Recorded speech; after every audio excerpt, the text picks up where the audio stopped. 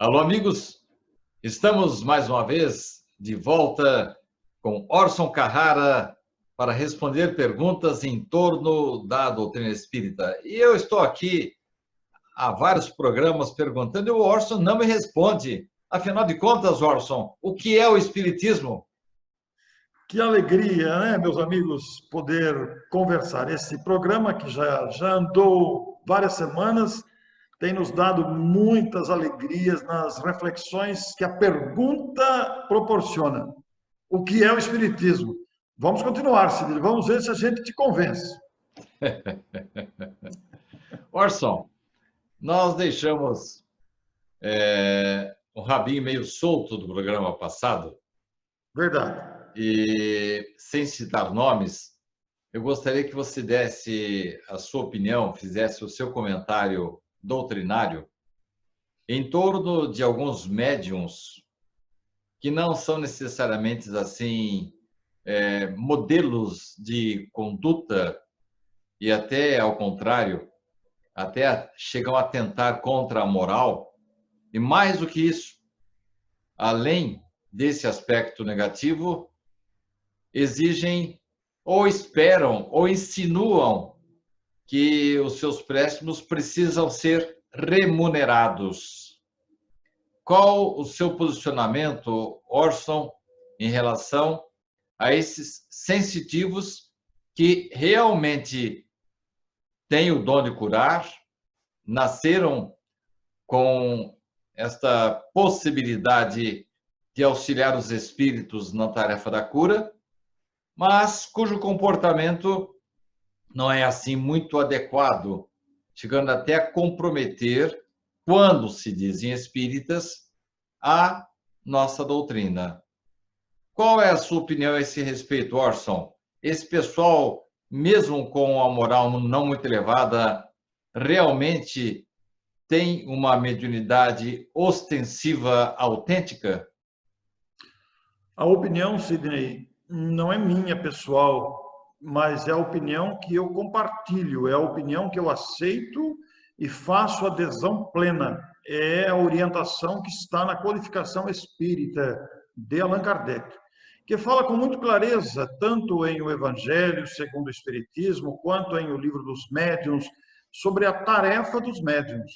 Os médiuns existem para se tornarem instrumentos de comunicação entre os dois planos, serem meios de orientação e esclarecimento, e ao mesmo tempo despertar a fé nas criaturas humanas. Mas os médiuns, antes de sermos médiuns, somos criaturas absolutamente normais, como qualquer outra criatura humana. Portanto, trazemos no comportamento de vida as nossas mazelas e as nossas virtudes, as nossas conquistas, as nossas deficiências, aspirações, etc. Mas somos instrumentos dos espíritos. Os médiuns são instrumentos dos espíritos, que se valem das ferramentas disponíveis. Então, a prática mediúnica independe da moral do médium. É grande a influência moral do médium na produção do fenômeno.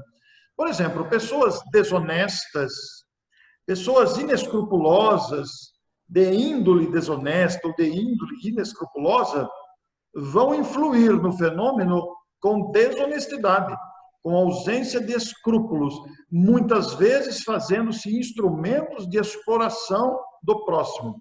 Quanto aos espíritos que atuam sobre essa mediunidade, que independe da moral, ela é uma faculdade orgânica, o seu portador tem a faculdade. A sua moral é que vai influir no fenômeno. Quanto aos espíritos que provocam e se utilizam dessa mediunidade, eles usam as ferramentas que têm. Se eu tenho que consertar algo na minha casa, eu vou me valer das ferramentas que estão à minha disposição numa emergência, numa situação em que eu preciso de uma ferramenta.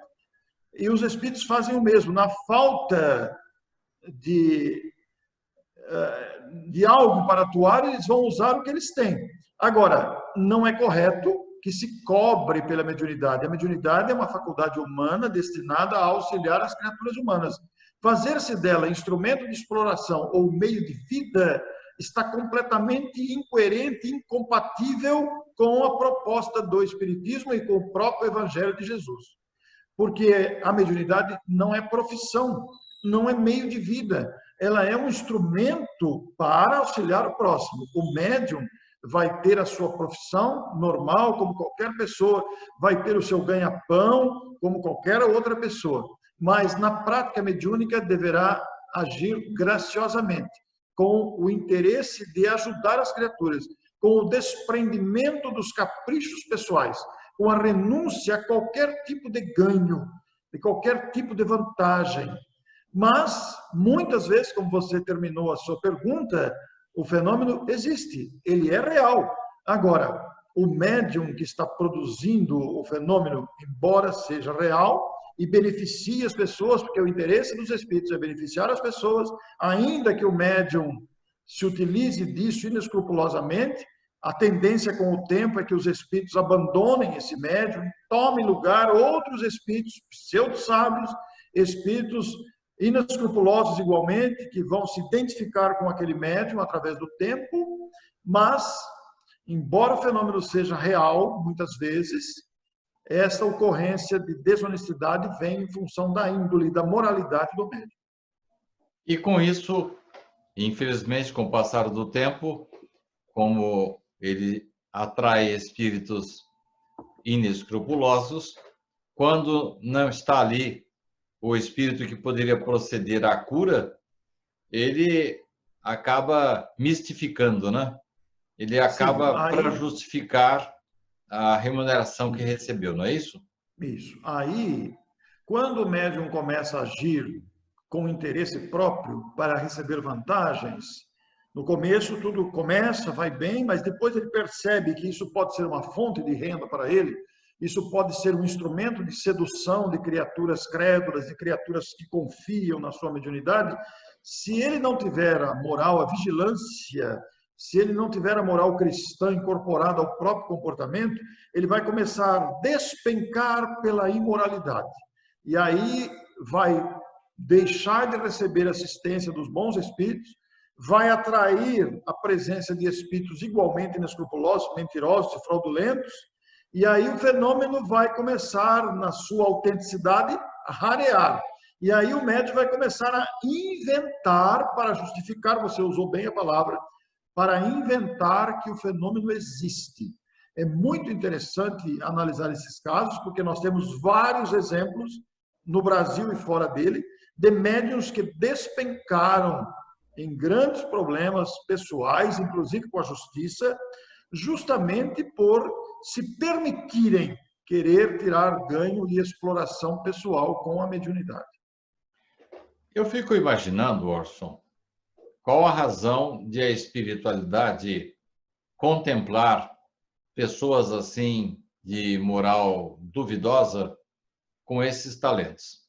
Eu respondo para mim mesmo, e quero saber a sua opinião, que a espiritualidade está investindo nesse indivíduo para que ele, tomando gosto pelo bem do próximo, utilizando-se desses dons inatos, preciosos que a espiritualidade o presenteou, com que a espiritualidade o presenteou, para que ele passe a partir dali criar condições, motivações para superar os seus erros, as suas mazelas interiores.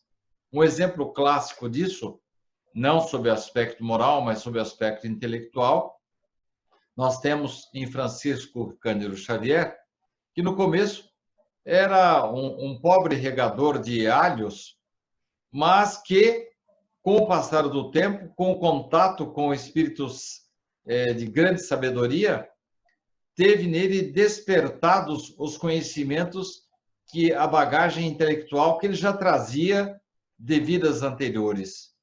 Qual é a sua opinião a respeito? O seu raciocínio está absolutamente correto, Sidney. Porque quando a espiritualidade contempla com esses dons inatos em criaturas sem moral, ela está realmente investindo, porque no contato com as necessidades humanas, no contato com as misérias morais, no contato com o sofrimento de criaturas desprotegidas, de criaturas sem recursos, o médium pode ser sensibilizado para a importância da caridade e do amor ao próximo. Então, o seu raciocínio está absolutamente correto, é isso mesmo. Nós temos nessas ocorrências um investimento da espiritualidade para despertar a criatura para os serviços do bem. E quando nós vemos casos de médiuns inescrupulosos que abusam, etc. e tal, isso é um desserviço ao espiritismo. E as pessoas tendem a vincular mediunidade ao espiritismo. Mas mediunidade é uma coisa, espiritismo é outra. Porque a mediunidade não é privilégio do espiritismo, não é exclusividade do espiritismo, não é monopólio do espiritismo. A mediunidade é uma capacidade humana, portanto, presente em todas as criaturas, de todas as crenças, de todas as classes sociais, de todas as culturas. O que acontece com o espiritismo é que o espiritismo disciplina a mediunidade, orienta o seu uso. E você citando Francisco Cândido Xavier, ele era o que era, não é porque ele era médium. Ele trouxe consigo uma tarefa, um compromisso, mas o homem, Chico Xavier, tratava-se de um espírito altamente moralizado, que foi capaz de valorizar e respeitar o próprio dom e o serviço e é o compromisso com que veio para o planeta para espalhar as sementes tão conhecidas de todos nós. E o conhecimento que ele tinha, né, Orson? Como espírito, né? Como espírito. E ele estudava também, né, Sidney? Ele não era um mero espectador do próprio fenômeno. Ele também estudava, meditava, refletia. E, aliás, você abre campo aqui para uma questão muito importante. Quando a gente fala em médium, a gente pensa apenas na pessoa que está aplicando passes. A gente pensa apenas na pessoa que está curando. Mas todos nós somos mais ou menos médiums. Nós que estamos fazendo esse programa aqui, nós que somos palestrantes, há muitos palestrantes capacitados, muito bons palestrantes por todo o país, mas o compromisso doutrinário da palavra falada também é uma espécie de mediunidade, ainda que intuitiva, inspirada, não importa. E o nosso compromisso como palestrantes também é muito grave, porque nós corremos o risco, como pessoas humanas comuns, de sermos seduzidos pela vaidade, pelo ego, pela superexcitação do ego, da autopromoção. E isso é um perigo danado. Nós temos que nos vacinar para não sermos seduzidos por essas ilusões de autopromoção, de aparecer, de vaidade. Não. O compromisso é com o Cristo. Não temos que nos autovalorizar. Nós somos aprendizes como qualquer outra pessoa. Eu costumo dizer, Sidney, que a única diferença entre o que fala, que faz palestra, que é o nosso caso, nós dois, e tantos outros. A única diferença daquele que fala e dos demais que ouvem é que nós perdemos a vergonha de falar em público, mais nada. Isso é interessante. Orson, eu brinco com um outro amigo como o nosso, que quando ele escreve é uma moleza, sabe? Porque ele é médium. Então, ele, enquanto está conversando comigo, a mão dele está escrevendo lá, ele não tem trabalho nenhum. Obviamente, é uma brincadeira. Sim. Porquanto, o próprio Richard Simonetti admitia que, em alguns momentos, ele recebia inspirações da espiritualidade e atuaria nesse momento, estaria atuando nesse momento como autêntico médium, mas ele fazia um percentual assim, bem engraçado, viu? Dizendo que 5% era de inspiração e 95% de transpiração. Mais ou menos lembrando aí um inventor que fez essa comparação. Então, o próprio escritor e o médium, para exercer a sua tarefa, tem que estudar, tem que aprender, tem que refletir, para tornar-se um veículo limpo e adequado para a espiritualidade, você não acha? Perfeitamente. Eu e você, que somos palestrantes e que também somos autores de livros, escritores, você vive essa experiência e eu também. Quando a gente está falando, tudo que eu particularmente posso dizer de mim mesmo, eu sei tudo que eu estou falando, não estou exercendo psicofonia. E tudo que eu estou falando está dentro de mim, porque eu refleti, eu pesquisei, eu estudei. Mas existe, naturalmente, o auxílio dos espíritos. Para escrever, a situação é a mesma. Muitas vezes eu quero escrever algo e eu sento ali na frente do computador e não sai nada, Sidney. Eu desisto, até abandono. E outras vezes vem a intuição, vem a inspiração. Não é psicografia. Eu sei tudo que eu estou escrevendo. Sou eu mesmo que estou escrevendo. Mas existe a inspiração dos espíritos. Mas eu tenho que transpirar, como disse o Simonetti. Eu tenho que buscar, eu tenho que raciocinar, eu tenho que pensar em exemplos, em buscar conceitos, em pesquisar na codificação para trazer aquilo e mastigar para mim mesmo. E depois compartilho com os amigos que nos leem, né? É uma experiência muito interessante essa. Mas nas palestras eu percebo que de vez em quando baixa o santo em você também. Eu costumo dizer, Sidney, que eu sempre falo na palestra, brinco com o público, né? Eu sei tudo que estou falando, não se preocupe, não tem nenhum espírito aqui, é o Orson que está falando mesmo, mas a fluência não é minha. Isso é muito característico para mim. A fluência verbal não é minha, porque é uma delícia quando estou falando. Eu sei tudo que estou falando, está dentro de mim. Eu estudei, eu pesquisei. Mas quando estou falando, a sequência dos textos falados, a sequência das palavras, dos verbos, das expressões. Às vezes eu fico brigando comigo mesmo. Por que eu estou indo para esse lado? E às vezes eu dou uma parada, o que eu vou falar agora? E vem na boca. É uma delícia sentir isso. Não é Isso que eu ia falar. Volta e meia surge a ideia de contar uma história ou uma passagem que nem estava programada para aquele dia, né? É como se fosse cutucado nas pastinhas que já estão aqui, né? Orson, qual é o livro sagrado do Espiritismo? Livro sagrado. A expressão soa estranha, a palavra sagrado lembra alguma coisa que não pode ser tocado, não pode ser desrespeitado. Diríamos antes que o livro dos Espíritos não é um livro sagrado, mas é o livro básico, é o livro mãe, é o livro alicerce que deu origem às demais obras da codificação, na sequência da publicação de Kardec, e que deu origem ao Espiritismo. E é dele que se originam todas as reflexões que vão sendo feitas de autores encarnados e desencarnados, inspirados nesta obra fundamental. O maior tratado de filosofia já publicado pela humanidade. Ali se encontra tudo, Sidney, desde que nos proponhamos a estudar e pesquisar. Qualquer assunto pode ser estudado à luz do Espiritismo. É o livro base, é o livro alicerce. Eu não usaria a expressão sagrada. A palavra sagrada me soa como alguma coisa que tem que ser cultuada, alguma coisa que tem que ser... Não, não é isso.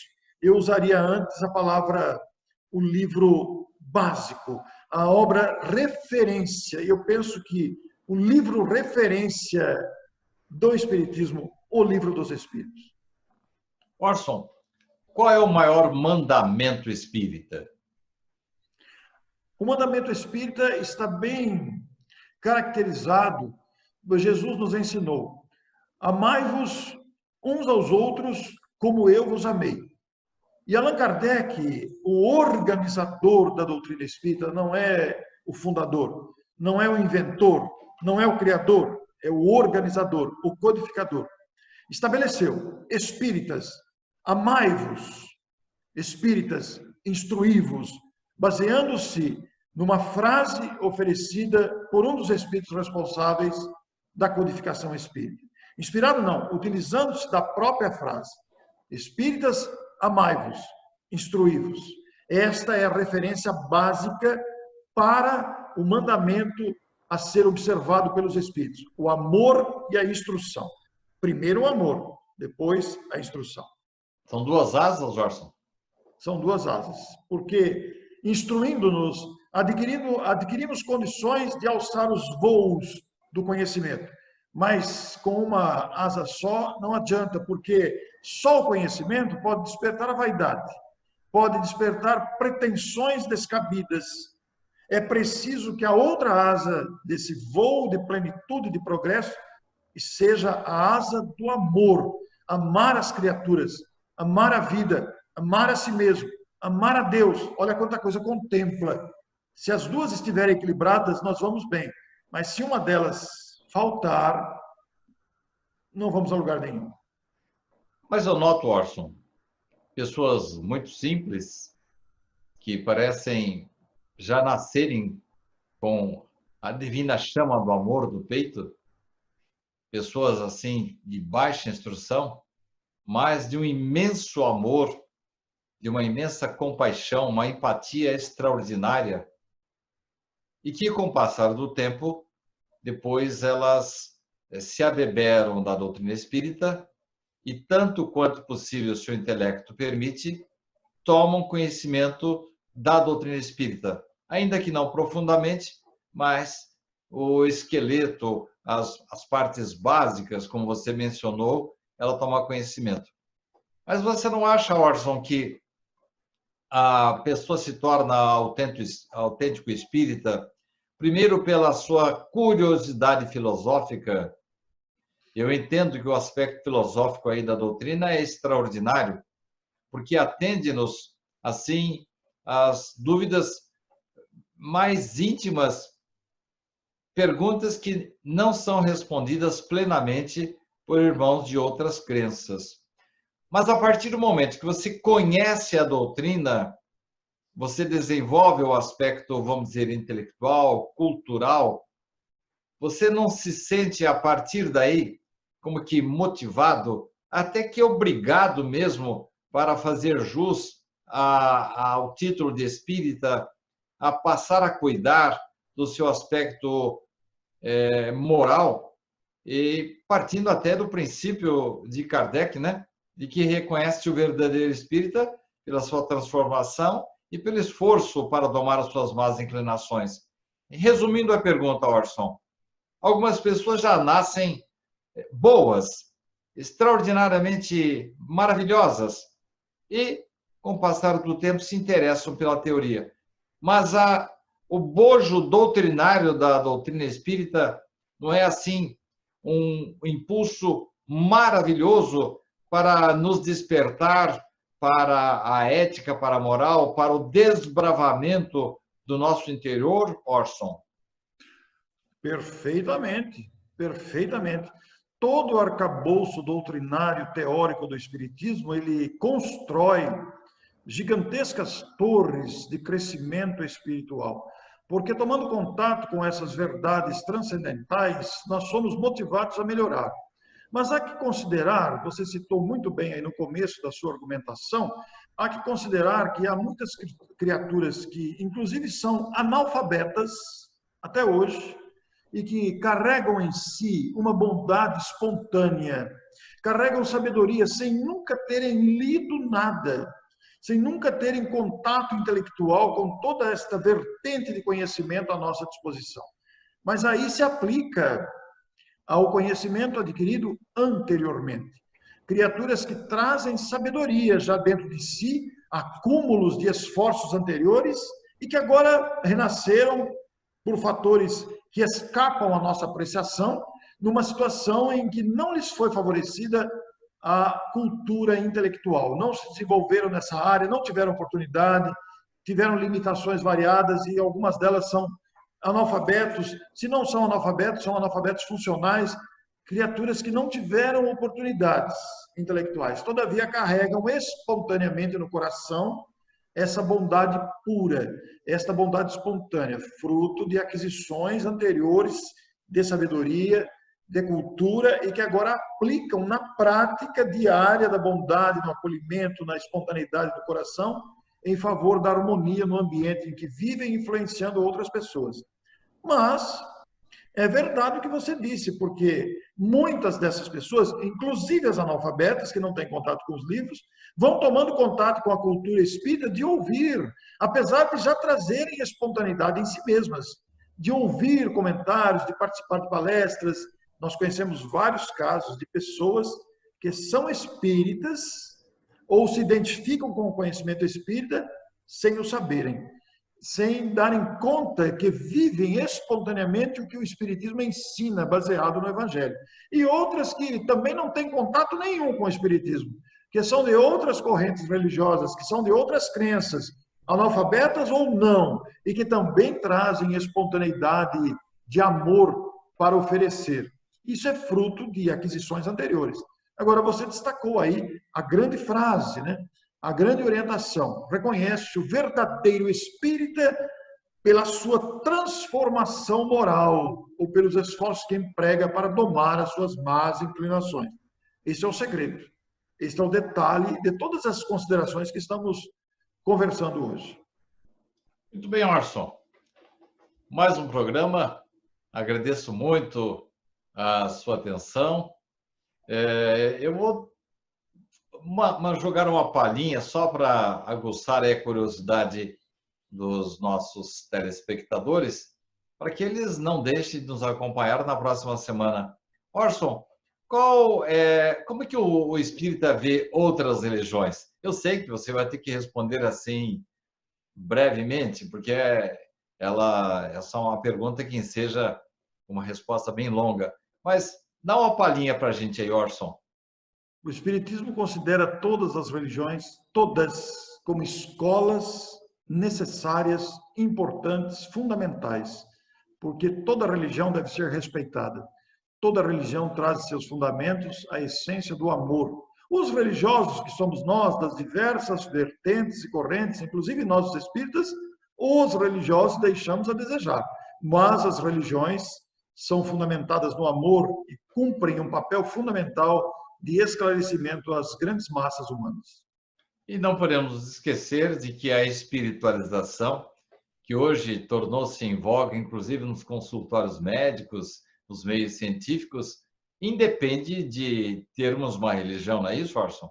Perfeitamente. Não é a religião que nos faz melhores ou não. Só é o esforço pessoal que nos faz melhores. A moral que adotamos, que procuramos seguir. Não é o fato de dizer-se espírita, católico, protestante, evangélico que nos faz melhores. Nós somos melhores quando desejamos amar, quando desenvolvemos em nós o desejo de amar e de sermos úteis no desejo de servir. E você citou no programa de hoje que às vezes encontramos até ateus melhores do que muitos de nós religiosos, não é isso? Essa é uma verdade que eu constato todos os dias. Existem pessoas sem nenhuma vinculação religiosa ou pessoas anônimas da multidão que são muito mais espiritualizadas do que aqueles que batem no peito. Eu sou espírita, eu sou católico, eu sou protestante, eu sou evangélico. Pessoas anônimas, pessoas do povo, sem nenhuma vinculação, sem nenhum destaque social, mas portadores de uma humildade autêntica, portadores de uma caridade espontânea no coração, na fala, no relacionamento, nos gestos, que são os verdadeiros discípulos de Jesus, aqueles que amam verdadeiramente. Muito obrigado, Orson. Uma honra. Que oportunidade maravilhosa estamos tendo. Eu que agradeço, Cid. E obrigado a você que nos acompanha até agora. Na próxima semana estaremos de volta.